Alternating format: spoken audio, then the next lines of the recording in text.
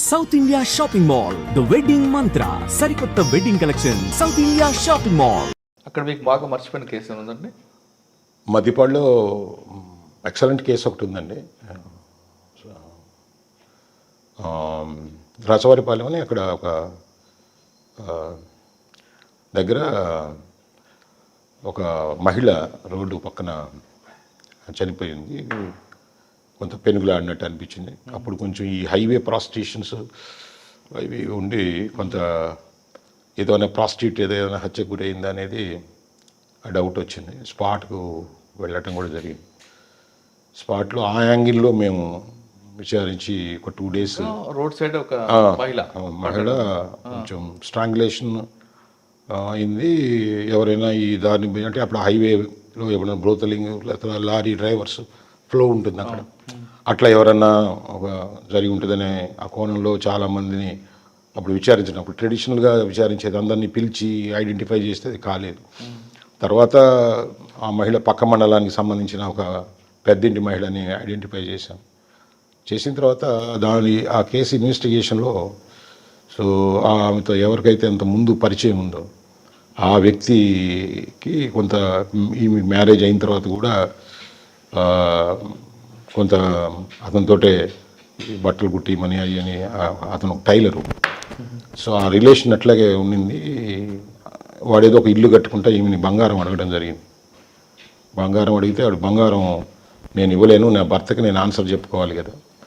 So అని అంటే సొంత తెలిసిన మనిషి అంతకుముందు ప్రియురాలని తెలిసి కూడా ఆ బంగారం కోసం వీడు సరే నాకు బంగారం ఇవ్వకపోతే పోయాం, ఒకసారి వాళ్ళు ఎవరో హాస్పిటల్లో ఉంటే అద్దంకిలో ఆ పేరు మీద ఒకసారి తిరుపతికి పోయేద్దాం రమ్మని చెప్పేసి వాడు ఈ అమ్మాయిని ఇంట్లో వాళ్ళు ఏమో అద్దంకి వచ్చింది అనుకున్నారు. ఈ తిరుపతి తీసుకెళ్ళి తిరుపతి నుంచి ఆమెని హత్య చేయాలనే ఒంటి మీద బంగారం ఉండింది ఉద్దేశంతో బాగా నమ్మిన మనిషే కాబట్టి తెల్లవారుజాము 4 గంటలకు తీసుకెళ్ళిన తర్వాత కాసేపట్ల సరదాగా మాట్లాడొద్దాం రమ్మని చెప్పేసి బస్సు ఏదో 1 గంట టైం ఉంది కదా అని చెప్పి అక్కడికి తీసుకెళ్ళి నమ్మి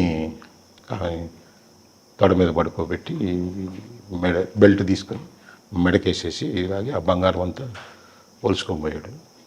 సో అతను అప్పుడు అది మర్డర్ ఫర్ గెయిన్ కింద అది ఆల్టర్ అయింది. తర్వాత తమాషా ఏంటంటే అతని పేరు కూడా అక్కడ సీనా ఫారెన్స్లో దొరికింది చిన్న కాగితం. వాడు తెలియక అప్పుడు తిరుపతిలో ఉండేటప్పుడు అగ్గి పెడితే అది నీళ్ళకు తడిసిపోతే తెలియకుండానే దానికి ఇన్సిడెంటల్గా పేరు రాసుకున్నాడు. ఇక్కడ నమ్మించాడు కూర్చున్నప్పుడు ఆ సిగరెట్లు తాగి అడపరిసి అగ్గిపెట్టి కూడా అడపరిచాడు. వాడే మర్చిపోయాడు ఆడ పేరు అంటే వాడే తోకున్నాడు. కానీ దానివల్ల మేమేం నమ్మలేదు. అంటే ఎవడు చంపేసి పేరు రాయరు కదా నేను. బట్ ఇన్వెస్టిగేషన్లో ప్రాసెస్లో ఇవన్నీ కూడా డిగ్ చేసుకుంటూ పోయినప్పుడు ఎవరు చంపుంటారు ఏంది అందులో బంగారం పోయిందని చేసినప్పుడు సో ఒక ఇన్ఫర్మేషన్ వచ్చినప్పుడు మేము డైరెక్ట్గా పోవటం జరిగింది. పోయి ఆ సస్పిషన్ మీదనే తీసుకెళ్ళి అతను టైలరే అప్పుడు కూడా ఇంకా ఆడవాళ్ళు కుట్టువాళ్ళు కొంత వచ్చినారు. అక్కడే చెక్ చేసి చూస్తే ఆ బంగారం వాడి డస్క్లోనే దొరికింది. అక్కడి నుంచే వాడిని అరెస్ట్ చేయడం కూడా జరిగింది.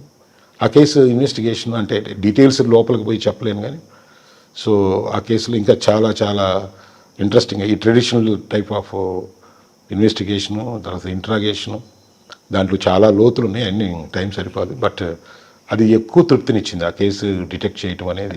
సెకండ్ పోస్ట్లో మంచి కేసు, చాలా మంచి కేసుని డిటెక్ట్ చేసింది. సార్ మధ్యపాడు తర్వాత ఎక్కడికి వచ్చారు? మధ్యపాడు తర్వాత కారంచేడు వచ్చాను. కారంచేడులో ఎక్కువ కాలం లేను. అయితే ఒక 8 నెలలు ఇన్ఛార్జిగా నేను చీరాల కలిపి చేశాను. సో కారంచేడులో అప్పుడు కొంత గొడవలు, కొంత పోలీస్ మీద వ్యతిరేకత, సో రకరకాల కారణాలతోటే కొంచెం పోలీస్ వ్యతిరేకతతో ఉండేది ఊరు. సార్ కారంచేడు ఎంతకాలం పనిచేస్తారు? ఎక్కువ 8 months ఉంటానండి. ఓకే. కారంచేడులో పనిచేసిన టైంలో కుంకలమర్రు పక్కన మీకు స్వర్ణ కొన్ని గ్రామాలు గ్రామం, ఆ తర్వాత ఆ ప్రాంతంలో కొంత రౌడీజం ఉండేది, కంట్రోల్ అయింది. రౌడీజం కంటే కూడా కొంచెం అగ్రెసివ్గా అంటారు. అది ఆ హ్యాబిట్ వాళ్ళ ఆ చుట్టుపక్కల కొంత ఉంది అది. సో అక్కడ కూడా ఆ టైంలోనే కారంచేడు పోలీస్ స్టేషన్ పునాది కూడా అప్పుడే పడింది. రామానాయుడు గారు క్రాంతి పథకం కింద కూడా అప్పుడు సైట్ ఒకటి హ్యాండ్ ఓవర్ చేసి అవి స్టార్ట్ చేశాం. ఇప్పుడుండే బిల్డింగ్ అక్కడే అప్పుడు ఆ టైంలో కానీ కుంకులమర్రని ఎలా కంట్రోల్ చేశారండి? కుంకులమర్రు అంటే అప్పటికి కొంత అంటే మామూలుగానే ఉంటుంది, కానీ కొంచెం పొలిటికల్ సెన్సిటివే, కానీ పెద్ద క్రైమ్ నేనున్నప్పుడు రిపోర్ట్ కాలేదు. అక్కడ ఉండే వాళ్ళు బోత్ పార్టీస్ కూడా చెప్పింది నేను చెప్తే సో ఆ మేజర్ ప్రాబ్లం ఉండేది లేదు కదా. ఆ పేరు ఉండేది బయట, కుంకులమర్రు అంటే చాలా అగ్రెసివ్ అని. బట్ మా తీసుకున్న చర్యలు మా ఆఫీసర్లు చెప్పిన దాన్ని బట్టి కొంచెం మేము అలర్ట్ ఉండేది, కానీ సెన్సిటివ్గానే ముందే ప్రొయాక్టివ్గా యాక్షన్ తీసుకునేది, ప్రొయాక్టివ్గా మీటింగ్స్ పెట్టేది, ప్రొయాక్టివ్గా ఎంత టఫ్గా ఉంటామో చెప్పేది. అక్కడ ఎలక్షన్ ఉన్నప్పుడు కూడా బోత్ పార్టీస్తో ముందే మాట్లాడేది. తర్వాత వాళ్ళకి ఇవ్వాల్సిన అంటే గట్టి కౌన్సిలింగ్ బాగా చేసేది. అంటే గట్టిగానే కౌన్సిలింగ్ గట్టిగానే ఉండేది. ఆ టైంలో కౌన్సిలింగ్ లేకపోతే కంట్రోల్ ఉండదు. ఇప్పుడు అంటే డిఫరెంట్ ఇది. అప్పుడు కౌన్సిలింగ్ కొంచెం ఉంటేనే భయం.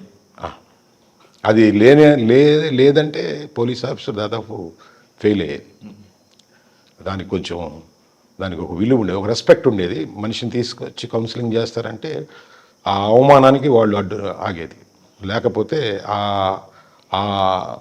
అది జరగదని అంటే ఉండే డిఫరెంట్ సినారియోకి వెళ్ళిపోయాయి. అది ఒక షేమ్ కింద తీసుకునేది. పోలీసు కూడా ఏమి కౌన్సిలింగ్ చేయడానికి పెద్ద ఆలోచన కూడా ఉండేది కాదు. To maintain law and order ఏ ఎక్స్టెంట్కైనా పోయేది.